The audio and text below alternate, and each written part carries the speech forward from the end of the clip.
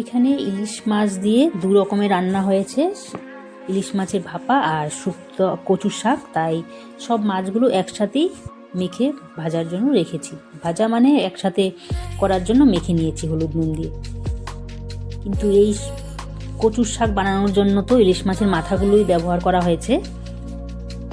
এখানে কচুর শাক বানানোর জন্য কচুর শাকগুলোকে কেটে ধুয়ে ভালো করে এগুলোকে অল্প জলে বয়েল করা হয়েছে।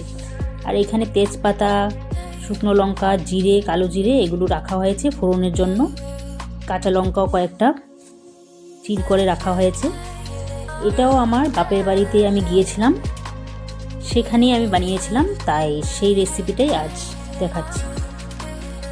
বাপের বাড়িতে গিয়ে মানে মার বাড়িতে গিয়ে 2 দিন থেকেছিলাম, তো তাই সেখানেই বানিয়েছিলাম, তাই ওইটাই ভিডিও করেছি।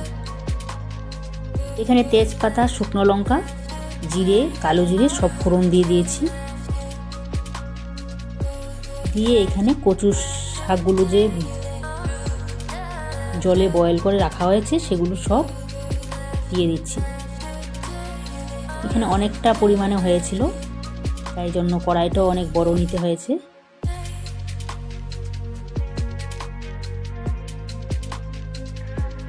এখানে হলুদ, নুন পরিমাণ মতো দিয়ে দিলাম।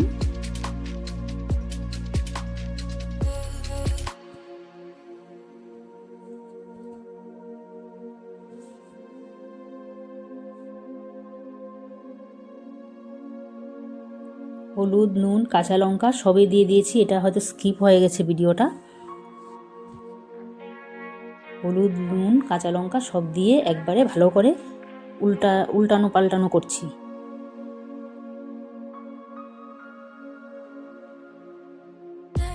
এখানে মাছগুলো দিয়ে তো মাছের ভাপা করেছিলাম, তাই এখানে মাছের মাথাগুলো সব ভেজে অল্প অল্প ভেঙে ভেঙে রেখেছি। এখানে কাঁচা লঙ্কা আগে কয়েকটা দিয়েছিলাম, আবার এখন কিছু পরিমাণে দিয়ে দিলাম। আর এখানে অল্প লেবু চিপে দিচ্ছি, কারণ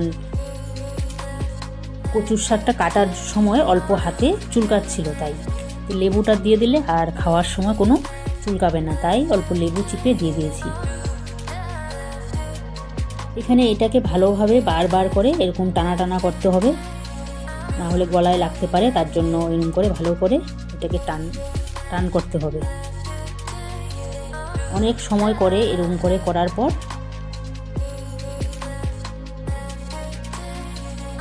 এরকম লেগে লেগে উঠছে, বারবার এমন করে নাড়তে হচ্ছে।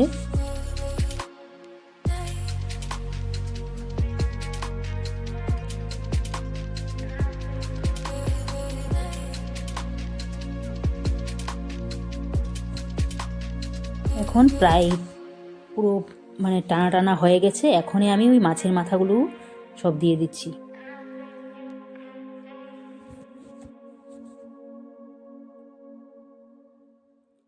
মাছের মাথা দিয়ে ভালো করে নেড়ে তারপর আর বেশি সময় রাখিনি, কারণ আগেই হয়ে গেছিলো, তাই এখানে আমি একটা বাটির মধ্যে সব ঢেলে নিলাম।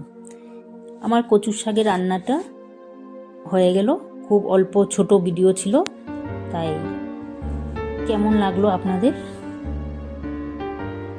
আর আবার আসবো কোনো একটি নতুন ভিডিও নিয়ে, ততক্ষণের জন্য